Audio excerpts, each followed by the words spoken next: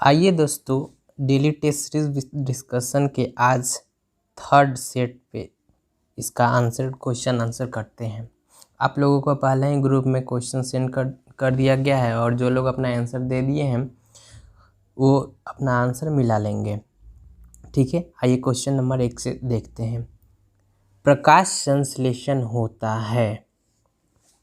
यहाँ पे अपना आंसर एक बार फिर से रिवीजन करते जाइएगा। कहाँ होता है? पादप के हरे भाग में। आंसर हो जाएगा इसका पादप के हरे भाग में। नेक्स्ट क्वेश्चन की तरफ बढ़ते हैं। बीज किसके बिना अंकुरित हो सकता है? आंसर बताइएगा। बीज किसके बिना अंकुरित हो सकता है? इसका आंसर हो जाएगा उपयुक्त प्रकाश। बिना प्रकाश का बीज अंकुरित हो सकता है। आप लोग जानते होंगे, अगर हम लोग नॉर्मली चना फूलने के लिए देते हैं डेली बाय डेली, उसमें पानी थोड़ा सा डाल देते हैं। उसमें आर्द्रता होना चाहिए। तापमान के लिए उसको हम लोग ढक देते हैं, या फिर कोई फूला चना को जैसे फुला के निकाल दिए तो उसको कपड़ा में बांध देते हैं। तो उपयुक्त तापमान, ऑक्सीजन का उपलब्धि एकदम जरूरी होता है। और प्रकाश, बिना प्रकाश का देखिए, बिना प्रकाश का जो होता है अंकुरण हो जाता है। इस वजह से ध्यान रखिएगा, बीज को अंकुरण होने के लिए किसका आवश्यकता नहीं होता है? तो प्रकाश का होता किसका है? आर्द्रता का, तापमान का और ऑक्सीजन का आवश्यकता होता है। ठीक है, नेक्स्ट क्वेश्चन की तरफ बढ़ते हैं। Question number 3। तारों के विभिन्न समूह के द्वारा बनाई गई विभिन्न आकृति क्या कहलाती है? काफ़ी इंपॉर्टेंट क्वेश्चन है। आंसर बताइएगा। इसका आंसर हो जाएगा नक्षत्र मंडल। नक्षत्र मंडल जो होता है, ये जो है तारों के विभिन्न आकृतियाँ का, जैसे समूह हो गया विभिन्न तरीक़ा का आकृति, उसे नक्षत्र कहा जाता है। और सौर मंडल जो हो गया, जैसे कि सूर्य हमारा है, जिसका मुखिया होता है सूर्य, इसका जो होता है उसके सबसे नज़दीक बुध, शुक्र, उसके बाद हो जाएगा पृथ्वी, बुध, शुक्र, पृथ्वी, मंगल, उसके बाद हो जाएगा एस्टेरॉयड बेल्ट, उसके बाद हो जाएगा बृहस्पति, शनि, अरुण और वरुण। ये लाइन से सीक्वेंस से हो गया। ठीक है, नेक्स्ट क्वेश्चन की तरफ बढ़ते हैं। Question number 4। नासा के किस मिशन का नाम जूनो है? जूनो, नासा के किस मिशन का नाम जूनो है? बहुत ही इंपॉर्टेंट क्वेश्चन है और ये एग्ज़ाम में पूछने का ज़्यादा से ज़्यादा संभावना बनता है। इसका आंसर हो जाएगा बृहस्पति। बृहस्पति जो है नासा का एक मिशन है जिसका नाम क्या रखा गया है? जूनो। नेक्स्ट क्वेश्चन की तरफ बढ़ते हैं। Question number 5। आदर्श वोल्ट मीटर की प्रतिरोधकता क्या होती है? आदर्श वोल्ट मीटर जो एकदम आदर्श है, जिसका वोल्ट मीटर के प्रतिरोधकता, वोल्ट मीटर जो होता है वोल्टेज मापता है, तो इसका प्रतिरोध कब होता है? जब वोल्टेज को, जैसे यहाँ से वोल्टेज इधर आ रहा है, तो प्रतिरोध इसका देखना है कितना है, तो इसको हम रोक के देखेंगे कि यहाँ रुकेंगे तब तो इसका प्रतिरोधकता मतलब क्या है? इसके रोकने की क्षमता। तो रोकने की क्षमता क्या होनी चाहिए? अनंत होनी चाहिए। जितना अनंत हो सके वही ना वोल्टेज रोकेगा, तब बताएगा अच्छा इसका वोल्टेज 220 वोल्ट मारा या 210 वोल्ट मारा, जितना भी 110 वोल्ट मारा। तो ये प्रतिरोधकता माने इसके रोकने की क्षमता। तो वोल्ट मीटर है, जब वोल्टेज को रोकेगा तब ना बताएगा अच्छा इतना तेज मारा है, तो वही है, इसे रोकने की क्षमता बने प्रतिरोधकता होता है। तो वो अनंत जितना हो जाए तो वही ना अच्छा वोल्ट मीटर कहलाएगा, इसलिए इसका आंसर हो जाएगा अनंत। अगर निम्न रहेगा तो कैसे रोकवे नहीं करेगा, तो पता कैसे चलेगा कि हाँ कितना वोल्टेज आया कितना वोल्टेज गया। नेक्स्ट क्वेश्चन नंबर 6 की तरफ आते हैं। पृष्ठ तनाव किसके कारण पैदा होता है? पृष्ठ तनाव मतलब क्या होता है? दो जैसे अणु हो गया, इसके बीच जो है खिंचाव, तो किसके बीच जो होता है? तो ये जो अणुओं के बीच ससंजक बल। ससंजक बल मतलब कि एक जैसा चीज़ जो है उसे ससंजक बल कहते हैं। असंजक बल किसे कहते हैं? जैसे डिफरेंट चीज़, जैसे ये ब्लैक बोर्ड हो गया, ब्लैक बोर्ड पे अगर हम मार्कर से लिखते हैं तब उग जाता है, माने कि दिख रहा है, तो माने किस कारण? असंजक बल के कारण दोनों एक दूसरे पे चिपकता है। जैसे कि शीशा पे हम लोग लिखने का प्रयास करते हैं तो शीशा पे नहीं लिखाता है, और उसमें अगर मार्कर में HF मिला देते हैं, हाइड्रोजन फ्लोराइड अगर मिला देते हैं, तो शीशा पे आसानी से हम लोग लिख सकते हैं। तो वही होता है असंजक बल के कारण जो होता है एक दूसरे जैसे कि शीशा पे कलम से लिखने के लिए असंजक बल का जरूरत अधिक होना चाहिए। एक जैसा अणु, जैसे दूध की एक अणु जो हो गया, या फिर कोई भी जैसे चौक ही है, तो चौक एक दूसरे से चिपका हुआ है, जैसे इतना बड़ा चौक हो गया तो इतना से तोड़ दिए, ये दोनों चिपका हुआ था बीच से, क्यों? ये ससंजक बल के कारण। ठीक है, ससंजक असंजक इसे समझ गए। ठीक है, नेक्स्ट क्वेश्चन आगे बढ़ते हैं। क्वेश्चन नंबर 7 के तरफ। पत्थर को ठोकर मारने से व्यक्ति को चोट लगने का क्या कारण है। अगर कोई व्यक्ति यहाँ पे खड़ा हुआ है, अगर कोई पत्थर को चोट मारता है तो उसे भी चोट लगता है, इसका क्या कारण है, इसका आंसर बताइएगा। इसका आंसर हो जाएगा प्रतिक्रिया, क्रिया और प्रतिक्रिया, न्यूटन का थर्ड लॉ, एक्शन रिएक्शन। अगर इसे आप कस के मारिएगा तो उधर से भी वो आपको रिवर्स मारेगा, वही होता है न्यूटन के थर्ड नियम। प्रतिक्रिया के कारण वो होता है आपको भी चोट लग जाता है। नेक्स्ट क्वेश्चन नंबर 8 की तरफ आते हैं। ये इंपॉर्टेंट क्वेश्चन है, मिलान कीजिए। निम्नलिखित में इस धातु तथा उसके संघटन का सही मेल बताइए। इसमें से कौन सा सही मेल है, उसका आंसर आप लोगों को बताना है, ठीक है। तो पीतल जो होता है किसका किसका मित्रल है, तो तांबा तथा जिंक, पिताजी, यहीं से क्वेश्चन निकल जाता है, पिताजी, पीतल, तांबा, यहाँ पे जिंक अगर रहता तो आंसर इसका सही हो जाता, लेकिन ये नहीं। डच मेटल तांबा और जस्ता का मिश्रण है, ये आपका बिल्कुल सही आंसर है। कांसा टीन तथा कांसा किसका किसका मिश्रण है, सीसा तथा टीन, जस्ता के जगह अगर सीसा रहता तो ये आंसर हो जाता। और सोल्डर किसका किसका मिश्रण है, तो सोल्डर जो होता है सोल्डर होता है किसका किसका सोल्डर किसका किसका मिश्रण होता है, इसका आंसर आप लोग आंसर में मतलब कमेंट में बताइएगा, ठीक है। फिर मैं इसे एक बार देख लूँगा कि क्या आंसर इसका सही है, उसके बाद मैं इसको आपको बता दूंगा। इसका आंसर हो जाएगा बी, डच मेटल जो है तांबा और जस्ता का बना होता है, ये बिल्कुल सही है। नेक्स्ट क्वेश्चन नंबर 9 की तरफ आते हैं। कर्म का सिद्धांत किस दर्शन से संबंधित है, कर्म का सिद्धांत, इसका आंसर मैं टेलीग्राम ग्रुप में भी इसके पोल के रूप में दिया हुआ था, काफ़ी लोग इसका आंसर सही किए हुए थे। इसका आंसर हो जाएगा मीमांसा दर्शन, ठीक है। नेक्स्ट क्वेश्चन की तरफ बढ़ते हैं। क्वेश्चन नंबर 10, समुद्रगुप्त के प्रयाग प्रशस्ति वाले स्तंभ पर निम्नलिखित में से किसका लेख मिला हुआ है। ये जो होता है इसका समुद्रगुप्त जो होता है, इसका वीणा बजाता हुआ दक्षिण भारत का जो है, दक्षिण भारत का कुल मिला के 9 राजा, उत्तर भारत का 12 राजा जीत गया था। इसे ही जो कहा जाता है धरणीबद्ध के नाम से इसे ही जाना जाता है, धरणीबद्ध। प्लस में इसे सिक्कों पर वीणा बजाते हुए दर्शाया गया था समुद्रगुप्त को। और ये प्रयाग प्रशस्ति अभिलेख से किसका लेख मिला है, इसका आंसर हो जाएगा जहांगीर का लेख मिला हुआ है। जहांगीर का लेख जो होता है समुद्रगुप्त के प्रयाग प्रशस्ति अभिलेख से मिला हुआ है। नेक्स्ट क्वेश्चन नंबर 11 की तरफ बढ़ते हैं। सबसे बड़ी मानव निर्मित झील कौन सी है, मानव निर्मित, यहाँ पे ध्यान दीजिएगा, मानव निर्मित सबसे बड़ी झील कौन सी है, तो इसका आंसर हो जाएगा गोविंद सागर। ऐसे सबसे बड़ी झील वुलर झील है, लेकिन यहाँ मानव निर्मित जब क्वेश्चन में लगा दिया है तो आंसर हो जाएगा गोविंद सागर। गोविंद सागर जो है सबसे बड़ी मानव निर्मित झील है। चिल्का झील कहाँ है, तो चिल्का झील उड़ीसा में है, खारा पानी का झील है, ठीक है। नेक्स्ट क्वेश्चन की तरफ आते हैं। झूम कृषि किससे संबंधित है, झूम कृषि बताइएगा आंसर।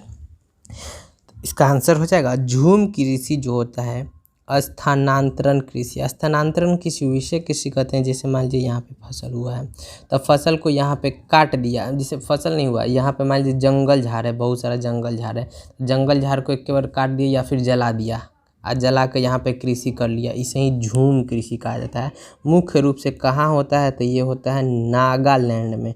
नागालैंड जहाँ जो जंगली क्षेत्र है वही खासकर उधर एरिया में ये सब कृषि होता है। इसे बहुत बार एग्जाम में पूछा हुआ, झूम कृषि किसे कहा जाता है, स्थानांतरित कृषि, यानी आज यहाँ हुआ कल यहाँ हुआ, अलग अलग जगह पे होते रहता है। नेक्स्ट क्वेश्चन नंबर 13 की तरफ आते हैं। भारत में ऊर्जा का मुख्य स्रोत क्या है, ऊर्जा का मुख्य स्रोत जो होता है भारत में क्या है, आंसर बताइएगा। इसका आंसर हो जाएगा तापीय ऊर्जा। तापीय ऊर्जा जो होता है एनटीपीसी जो है तापीय ऊर्जा, इसी में है। इसी के तरह सबसे भारत में सबसे ज़्यादा ऊर्जा यही कोयला वाला से उत्पादन होता है, बहुत जगह एनटीपीसी है, तो वही एनटीपीसी जो होता है भारत में ऊर्जा का सबसे बड़ा स्रोत है। क्वेश्चन नंबर 14, निम्नलिखित में से किस शहर को भारत का शून्य मील केंद्र के नाम से जाना जाता है। आप ये सबसे पहले ये बताइए शून्य मील केंद्र कहते किसको है, तो शून्य मील केंद्र उसे कहा जाता है जैसे कोई भी शहर हो गया, कोई भी देश हो गया, या फिर कोई भी एक छोटा सा शहर हो गया, इसका 0 मील के अंदर मतलब वहाँ से हर एक चीज़ का दूरी मापा जाता है। जैसे पटना से कोई मैप में आप देखे होंगे तो मैप में दिखाता है ना दूरी यहाँ से यहाँ, तो वही 0 मील। पटना में भी 0 माइल है। वैसे यूपी का अगर देखेंगे, यूपी की बात करेंगे तो कानपुर हो जाएगा। अगर यही पूछ रहा है भारत, पूरे भारत का भी तो एक 0 मील होगा, पूरे भारत का एक 0 मील जिसका नाम है नागपुर। नागपुर कहाँ है? महाराष्ट्र में है। नागपुर महाराष्ट्र में है। वही भारत का 0 मील के अंदर महाराष्ट्र यानी नागपुर को माना जाता है, यानी कहा जाता है। क्वेश्चन नंबर 15 की तरफ आते हैं। क्वेश्चन नंबर 15, इसे थोड़ा सा छोटा कर लेते हैं, ठीक है। निम्नलिखित में से किसका मेल सही है? किसका मेल सही है? आइए अनुच्छेद 17 देखते हैं। तो अनुच्छेद 17 में क्या है? उपाधि का अंत है। तो अनुच्छेद 17 में यहाँ पे कह रहा है न्याय के समक्ष समानता, ये नहीं है। ये अनुच्छेद 14 से 18 तक है, समता और समानता का चर्चा है। तो ये जो है मुख्य रूप से 17 के बारे में पूछता है। 17 में होता है कि छुआछूत का अंत, 17 में छुआछूत का अंत, 18 में उपाधि का अंत है। 19 में क्या है? तो 19 में कह रहा है कि 19 में क्या है? तो 19 में जो है प्रेस की स्वतंत्रता है। इसमें कह रहा है प्राण एवं दैहिक स्वतंत्रता नहीं, प्राण एवं दैहिक स्वतंत्रता 21 में है। ये ऐसे मैच कर रहा है। 19 में क्या है? प्रेस की स्वतंत्रता है। ये देखिए लास्ट में आता है अनुच्छेद 352 राष्ट्रीय आपात, ये बिल्कुल सही है, यही आपका आंसर हो जाएगा। अनुच्छेद 52, 56, 60 राष्ट्रीय आपात, राजकीय आपात और वित्तीय आपात। 356 में जो है राजकीय आपात है और 360 में है वित्तीय आपात। वित्तीय आपात अभी तक एक भी बार नहीं लगा है, और राष्ट्रीय आपात जो होता है बहुतों बार लगा है, और राजकीय आपात अभी तक मात्र 3 बार लगा है, ठीक है। आप ये आंसर बताइएगा कि कब कब लगा है, ठीक है। 3 बार लगा है, 52, 56, 60। ये अनुच्छेद 352 जो होते हैं अभी तक भारत में 3 बार लगा है, और कब कब लगा है आप लोग कमेंट बॉक्स में ज़रूर इसका आंसर बताइएगा। आइए नेक्स्ट क्वेश्चन की तरफ बढ़ते हैं। क्वेश्चन नंबर 16, कैबिनेट में शामिल होते हैं। कैबिनेट में कौन कौन शामिल होता है? मंत्री स्तर के सभी मंत्री, केवल कैबिनेट मंत्री, कैबिनेट मंत्री तथा राज्य मंत्री, कैबिनेट राज्य और उप मंत्री। इसका आंसर बताइएगा। तो कैबिनेट स्तर के जो मंत्री होते हैं इसमें केवल कैबिनेट मंत्री ही शामिल होगा, ना कि कैबिनेट स्तर के मंत्री और राज्य मंत्री या उप मंत्री सब कोई नहीं, केवल कैबिनेट स्तर के मंत्री, ठीक है। आंसर इसका यही हो जाएगा, ठीक है। नेक्स्ट क्वेश्चन नंबर 17 की तरफ आते हैं। भूमि सुधार, भूमि सुधार जो है किस सूची के विषयों के अंतर्गत आता है? तो भूमि सुधार जो हो जाएगा भूमि संबंधित है राज्य की सूची से, ठीक है। भूमि सुधार राज्य सूची से संबंधित है। बहुत सारा क्वेश्चन हमेशा पूछते रहता है राज्य सूची से, संघ सूची से, समवर्ती सूची से संबंधित विषय। कभी आगे मौका मिलेगा तो इसे तीनों को अच्छा से डिस्क्राइब कर देंगे। और हाँ एक बात और, हम लोग आगे से अब हम जो है सेट प्रैक्टिस के जगह पे आगे से हम चैप्टर वाइज आप लोग को, जैसे कि अकबर का काल हो गया, अकबर, महात्मा गांधी का काल हो गया, या फिर आधुनिक भारत से कोई भी टॉपिक उठा के उसका पूरा डिस्क्रिप्शन देंगे। या डिस्क्रिप्शन देने के बाद उसका जो होता है जितना उससे रिलेटेड ऑब्जेक्टिव बनता है तो उस सारा ऑब्जेक्टिव आप लोगों को हम करवा देंगे, ठीक है। नेक्स्ट क्वेश्चन, क्वेश्चन नंबर 18, भारतीय वन प्रबंधन संस्थान स्थित है। ध्यान दीजिएगा, वन प्रबंधन संस्थान पूछा है, वन प्रबंधन संस्थान, ठीक है। अगर वन संस्थान कहता है तो डायरेक्ट आंसर मार देते देहरादून, लेकिन इसका क्वेश्चन पूछ रहा है वन प्रबंधन संस्थान, इसका आंसर हो जाएगा भोपाल। तो ये अंतर्राष्ट्रीय वन अनुसंधान संस्थान देहरादून हो जाता है, लेकिन वन प्रबंधन पूछा है तो भोपाल आंसर हो जाएगा। नेक्स्ट क्वेश्चन नंबर 19 की तरफ आते हैं। निम्नलिखित को सही सुमेलित कीजिए। सही सुमेलित करना है इसका, ठीक है। आइए, कमल का फूल संस्कृति एवं सभ्यता का प्रतीक है। कमल का फूल जो होता है शांति का प्रतीक होता है, ठीक है। संस्कृति और सभ्यता ये जो है ये भी इसे भी कहते हैं शांति, संस्कृति और सभ्यता, सही है, ठीक है। सफ़ेद झंडा, सफ़ेद झंडा जो है शांति का प्रतीक है, नहीं ये जो होता है शांति, संस्कृति और सभ्यता का है कमल का फूल, शांति जो है सफ़ेद झंडा जो है शांति का प्रतीक नहीं है। सफ़ेद झंडा जो है जो होता है मतलब समर्पण का प्रतीक होता है। जैसे सफ़ेद झंडा किसी को दिखा दिए तो हम मतलब जो है आप में समर्पण करना चाहते हैं। लाल त्रिकोण परिवार नियोजन, ये बिल्कुल ही सही है। तो आपका 1 और 3 बिल्कुल सही है, तो आंसर हो जाएगा सी नंबर, ठीक है। आपका 1 और 3 सही है। नेक्स्ट क्वेश्चन की तरफ आते हैं। Question number 20। Question number 20, Hemavati किसकी सहायक नदी है? हेमावती, देखिए कितना भी हेमावती आ जाएगा, कौनवती, जो भी वती आएगा ना, तो इसका आंसर हो जाएगा कावेरी। ठीक है, हेमावती किसकी सहायक नदी है? तो हेमावती जो है कावेरी की सहायक नदी है।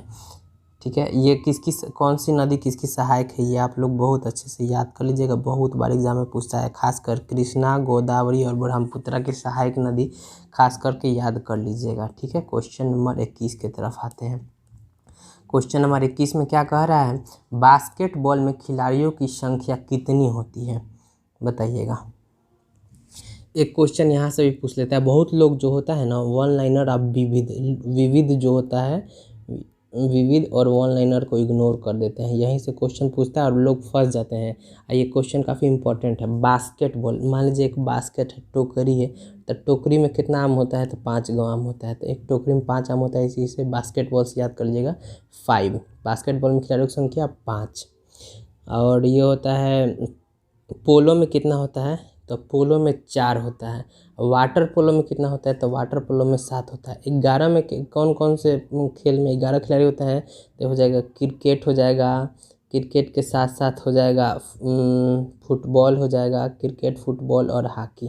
क्रिकेट, फुटबॉल और हॉकी तीनों में जो होता है कितना कितना खिलाड़ी होते हैं? तो 11 खिलाड़ी हो जाएंगे। नेक्स्ट क्वेश्चन की तरफ आते हैं। क्वेश्चन नंबर आपका हो जाएगा 22। क्वेश्चन नंबर 22 होता है, अकबर के गुजरात विजय के संदर्भ में निम्न में से कौन सा असत्य है? ठीक है, आइए देखते हैं। क्वेश्चन नंबर 1 क्या कहता है? Option number 1। ऑप्शन नंबर 1 में कह रहा है, अकबर ने 1572 ईस्वी में गुजरात पर अधिकार किया था। एकदम बिल्कुल सही बात है, उन्होंने 1572 में गुजरात पर अधिकार कर लिया था। काम्बे में अकबर ने पहली बार समुद्र देखा था। काम्बे कहाँ है? काम्बे जो होता है गुजरात में है। काम्बे गुजरात है, वहीं पे समुद्र को देखा था। ये भी बिल्कुल सही है। इस समय पुर्तगालियों ने समुद्र पर वर्चस्व स्थापित कर लिया था। ये एकदम बिल्कुल सही है। ये भी 1498 में आया था अथी करने, मतलब व्यापार करने, मतलब घूमने फिरने। उसके बाद क्या हुआ, 1503 में ही आ गया था, समुद्र पे अधिकार कर लिया था 1503-4 के करीब में। और 1510 में जो होता है, 1510 में बीजापुर के शासक से गोवा भी छीन लिया था। इस वजह से पुर्तगाली काफ़ी पहले ही, तो यहाँ पे बात हो रहा है 1572 का, तो 1510 के आसपास वो पूरा एकदम अच्छा से कब्जा कर लिया था। तो ये भी बिल्कुल सही कह रहा है। इस अभियान में क्या कह रहा है? इस अभियान में मिर्जाओं ने अकबर का साथ दिया था। तो ये ऊपर का 3 गो सही था, जाहिर सी बात है कि लास्ट वाला गलत ही है। ठीक है, नेक्स्ट क्वेश्चन की तरफ बढ़ते हैं। क्वेश्चन नंबर 23, संयुक्त राष्ट्र सुरक्षा परिषद के अस्थायी सदस्यों के कार्य अवधि कितनी होती है? ठीक है, अस्थाई जो होता है प्रत्येक 2 साल पे चेंज होते जाता है। अस्थाई जितना भी सदस्य है ना, प्रत्येक 2-2 साल पे वो चेंज होता है। अस्थाई सदस्यों की संख्या कितनी है? हो जाएगा 10। ठीक है, इसे करेंट से भी जोड़ के आप लोग याद रखिएगा। ठीक है, क्वेश्चन नंबर 24 की तरफ आते हैं। मुंशी प्रेमचंद ने निम्न में से किस पुस्तकों के साथ संबंधित है? मैंने उसका लिखा हुआ कौन कौन सा बुक है?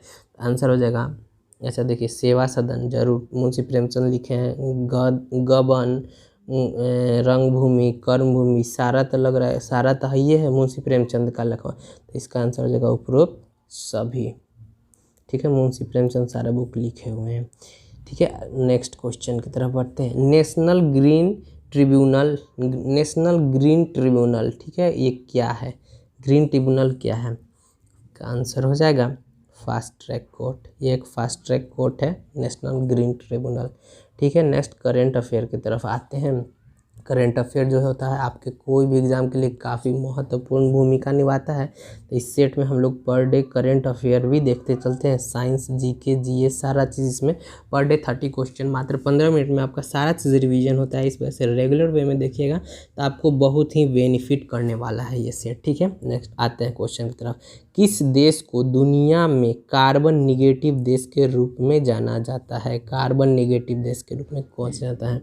वही अपना पड़ोसी होता है भूटान को। भूटान कहाँ पे है? तो ये हो जाएगा आपका भारत ऊपर में, और यहाँ पे हो जाएगा सिक्किम, सिक्किम के सटे हुए ये हो जाएगा भूटान, भूटान यहाँ पे है। ठीक है, नेक्स्ट क्वेश्चन की तरफ बढ़ते हैं। क्वेश्चन नंबर हो जाएगा 27। हाल ही में विजडन अल्मनाक के 2010 के दशक का सर्वश्रेष्ठ वनडे क्रिकेटर किसे चुना गया है? वही सभी के चाहते विराट कोहली, किसी किसी के भी नहीं भी होंगे, लेकिन बहुत लोग इसे पसंद करते हैं, Virat Kohli. Next question, question number 28 की तरफ आते हैं। हाल ही में विश्व विरासत दिवस कब मनाया गया? तो विश्व विरासत दिवस बहुतों बार एग्जाम में पूछा हुआ है, हमेशा आगे भी पूछने की ज़्यादा से ज़्यादा संभावना है, इस वजह से इसे आप दिमाग में बैठा ही लीजिएगा, 18 अप्रैल को। ठीक है, पोहेला बोईशार्व किस राज्य का त्यौहार है? एक बिहार एसआई में एक फेस्टिवल से पूछना तय है। पिछला बार पूछा था हॉर्नबिल किस राज्य का फेस्टिवल है? तो वो हो जाता है पिछला बार नागालैंड। ये पिछला बार SIPT में पूछा हुआ था, सेकंड शिफ्ट में क्वेश्चन पूछा हुआ था। ठीक है, जो 22 दिसंबर का हुआ था। ठीक है, इस बार देखिए ये पोहेला बोईशार्व किस राज्य का त्यौहार है? तो ये हो जाएगा आपका पश्चिम बंगाल। साथ ही साथ इसमें हम लोग ये भी याद कर लेते हैं, उड़ीसा का ये जो होता है गवर्नर कौन है? गवर्नर उड़ीसा का अनुसुईया उइके हैं। ठीक है, पश्चिम बंगाल का गवर्नर कौन है? तो जगदीप धनखड़। साथ साथ गवर्नर जनरल भी याद रखिएगा, पिछला बार पूछा हुआ था, कलराज मिश्र जो होता है राजस्थान का उस समय थे, अभी भी वही है जो पिछला बार SI के PT एग्जाम में पूछा हुआ था।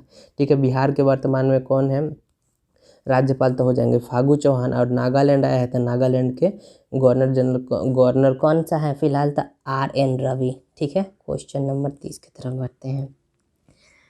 कौन सा संस्थान पहली बार अंतर्राष्ट्रीय खाद्य प्रणाली शिखर सम्मेलन आयोजित करेगा? ये काफ़ी इंपॉर्टेंट क्वेश्चन है, फर्स्ट बार आया है। कौन सा संस्थान पहली बार अंतर्राष्ट्रीय खाद्य प्रणाली शिखर सम्मेलन आयोजित करेगा? तो इसका आंसर हो जाएगा UN ही है जो पहली बार खाद्य प्रणाली शिखर सम्मेलन का आयोजन करेगा। ठीक है दोस्तों, मिलेंगे नेक्स्ट वीडियो में, तब तक के लिए जय हिंद।